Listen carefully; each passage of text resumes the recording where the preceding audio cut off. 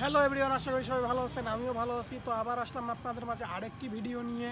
তো এই ভিডিওতে আমি কথা বলবো হইলো কদম ফুল নিয়ে। কদম গাছ নিয়ে হয়তো বলছি, এখন কদম ফুল নিয়ে আমি কিছু কথা বলবো। ফুল সম্বন্ধে আর কি, ফুলের কিছু বিস্তৃতি কিছু আলাপ করবো, যে ফুল কী রকম হয়, ফুলের আকার কী রকম হয়। তো এইগুলো না আর কি, ফুল সম্বন্ধে আর কি। গাছ, এখন আমি গাছ সম্বন্ধে বলবো না, এখন আমি বলবো হইলো আপনার ফুল সম্বন্ধে। তো ভালো মতো শুনবেন এবং ভিডিওটি ভালো মতো বুঝবেন, না বুঝে কিছু বলবেন না। তো প্রথমটা হইলো যে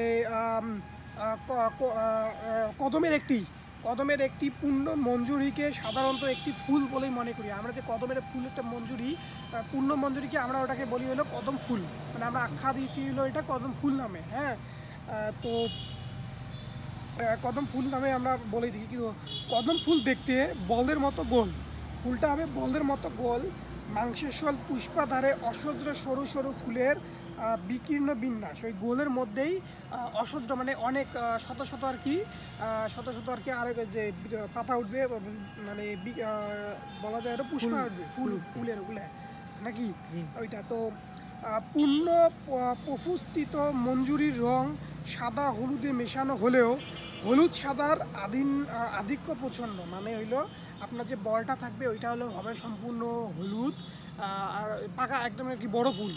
আর আর আর হইলো আপনার যে উপরে যে পাতাগুলো থাকবে ওইটা হলো সম্পূর্ণ হবে, ওইটা হলো সম্পূর্ণ সাদা। তো এটা হলো কদম ফুলের আবার প্রতিটি ফুল খুবই ছোট, বৃতি সাদা, দল হলুদ, পরাগচন্দ্র সাদা এবং বহিমুখীহীন, গর্ভোদ্দর দীর্ঘ।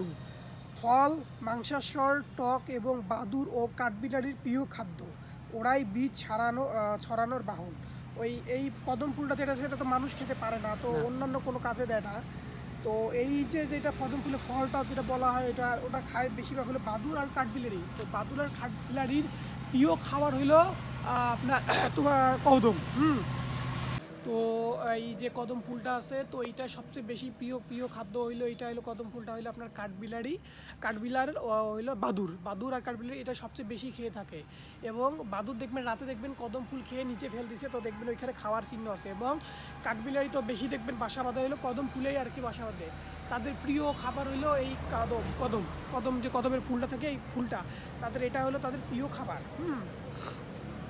তো এখন জেনে নিলেন যে আমি বললাম যে কদম ফুলটা কীরকম হয়। তো তারপর হইলো কদম ফুলের আকার বললাম, তার রঙগুলো কীরকম হয়। তো অবশ্যই আপনারা যখন কদম ফুলের সময় আসবে, এখন তো কদম ফুলের সময় না, যখন কদম ফুলের সময় আসবে তখন একবার দেখে নেবেন এবং দেখে নিয়ে আমাকে জানাবেন যে আমি ঠিক বলছি না ভুল। যদি ঠিক বলে থাকি অবশ্যই জানাবেন, যদি ভুল বলে থাকি তাও জানাবেন। তো এইভাবে আর কি